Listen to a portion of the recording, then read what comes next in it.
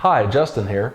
This is part 2 of our installation of an AEM Cold Air Intake system in a 2004 Volkswagen Jetta 1.9 liter TDI. In this segment, we'll be installing the aftermarket AEM components. If you missed part 1, where we removed the stock parts, you can check it out by clicking the logo on the screen. Using one supplied washer and M6 nut, install the supplied rubber mount into the hole beneath the battery tray that is towards the fender. The rubber mount should be installed from the bottom with the washer and M6 nut on top. Loosen the 2 Phillips head screws that secure the MAF sensor to the airbox and remove the MAF sensor. Install the MAF sensor back into the stock rubber intake hose using the factory hose clamp. Loosely install the coupler onto the other end of the MAF sensor with the supplied hose clamps. Snug tighten the hose clamp on the MAF sensor side. Place one of the supplied washers on the stud that the lower air duct was previously mounted to. Attach the 5/8 inch vacuum cap onto the nipple on the AEM inlet pipe. Secure the vacuum cap with a 6-inch zip tie and trim the excess. Insert the AEM inlet pipe from the engine bay down into the fender well. Loosely secure the MAF sensor end of the AEM inlet pipe to the coupler with the supplied hose clamp. Snug tighten the remaining hose clamp.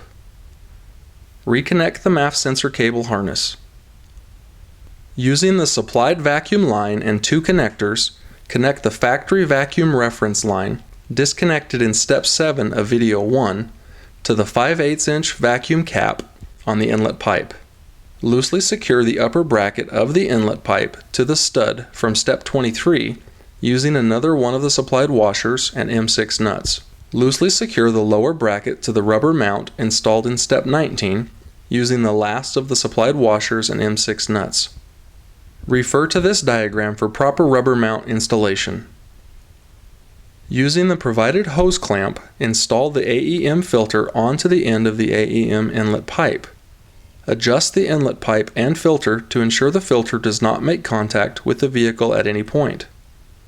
Snug the M6 nuts and hose clamps tight. At this point, the entire intake tube and filter can be readjusted for position and alignment. Make sure that no part of the AEM intake rubs anywhere along its length. Critical points to check are on the corner of the plastic battery box and at the bend in the pipe just above the air filter. Reassemble the vehicle in the reverse order of disassembly. The large plastic cover behind the headlights that was retained by the 3 plastic rivets does not need to be reinstalled. Neither does the OEM lower air duct assembly. Do a final inspection of installed components to verify that no items are left loose in the engine compartment or wheel well. Now that we've got the AEM Cold Air Intake system installed, we're going to start it up to see how it sounds.